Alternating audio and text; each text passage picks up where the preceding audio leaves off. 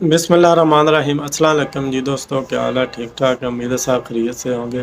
تو جناب کافی دوست پوچھتے ہیں، فوکل پرسن کا پوچھتے ہیں جی یہ فوکل پرسن کیا ہوتا ہے، اس میں ہم کس کو ایڈ کر سکتے ہیں، تو اس کی تھوڑی ڈیٹیل بتائیں۔ تو جناب فوکل پرسن جو ہوتا ہے وہ بہت ضروری ہوتا ہے، کیونکہ جب آپ اٹلی کا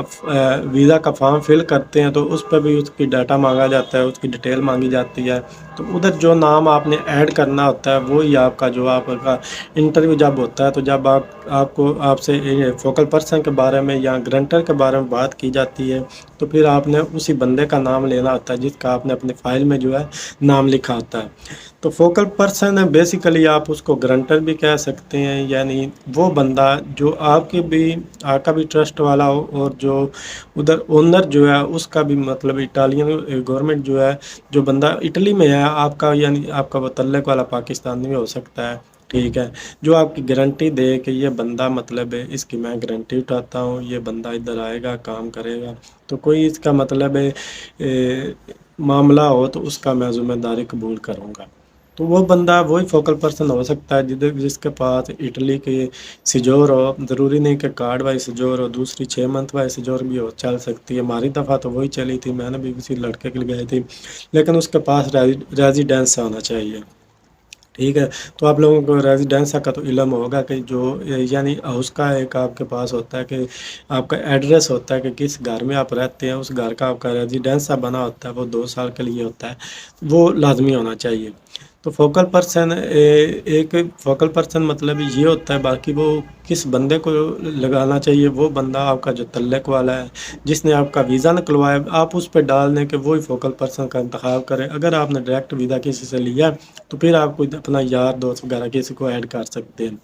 تو فوکل پرسن ہمیشہ اس سٹی کا ہونا چاہیے جس سٹی میں آپ جا رہے ہیں، یعنی جس سٹی میں آپ کا ویزا ہے، کوشش کریں کہ اسی سٹی سے آپ فوکل پرسن لیں، تو کیونکہ جب جدھر آپ نے کام کرنا ہے ادھر ہی آپ کا جو فوکل پرسن بھی ادھر بھی ہو تو وہ زیادہ بیسٹ ہے۔ باقی اس کے علاوہ ایک اور چیز ہوتی ہے کہ جب آپ سے انٹرویو میں پوچھا جاتا ہے کہ آپ اپنی رہائش کدھر رکھیں گے، تو رہائش بھی ہمیشہ آپ کو ادھر ہی شو کرانی ہوتی ہے جدھر آپ کا کام ہوتا ہے۔ ایک واقعہ میرے مطلب ہے نا، میں نے سنا ہے اسی قسم کا، کہ دوست ہے ایک، اس کا جو ویزا اس بیس پر ریجیکٹ ہوا ہے کہ اس کا جو ایڈریس تھا، وہ جس جگہ اس کا ویزا ہے اس سے ایڈریس جو ہے اس کو تقریباً 150 کلومیٹر دور ہے۔ تو انہوں نے آبجیکشن لگایا جی یہ 150 کلومیٹر دلی کا سفر کر کے کس طرح ایگریکلچر کے کام پہ جا سکتا ہے بندہ،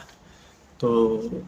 یعنی اس بیس پہ انہوں نے ویزا اس کا ریجیکٹ کر دیا ہے۔ تو یہ چیز ہے کہ جو فوکل پرسن ہے، کیونکہ جب آپ جواب دیتے ہیں کہ رہائش کا، تو اس میں آپ کہہ دیتے ہیں، اکثر آپ کہتے ہیں جی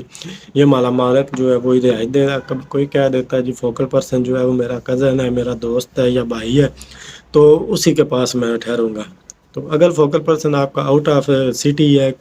جس سٹی میں آپ نے کام کرنا اس سے باہر ہے، تو پھر اگر آپ کہتے ہیں جی میں اس کے پاس ٹھہروں گا، تو پھر آپ کا کیس خراب ہو گیا ہے، ٹھیک ہے۔ تو آپ کوشش کریں فوکل پرسن اسی سٹی کا ہو، اگر رہائش جو ہے رہائش بھی ہمیشہ آپ اسی سٹی میں بتانی ہے، ٹھیک ہے، جس سٹی میں آپ جا رہے ہیں کام کے لیے۔ تو یہ چھوٹی چھوٹی چیزیں ہوتی ہیں، ہم کو ان چیزوں کا آئیڈیا نہیں ہوتا، لیکن وہ بعد میں جا کے جب انٹرویو میں یہ غلط ہو جاتی ہیں تو پھر یہ بہت بڑا مسئلہ بن سکتی ہیں۔ تو یہ جناب فوکل پرسن ہوتا ہے۔ اس میں کچھ لوگوں کے یہ بھی سوالات ہوتے ہیں جی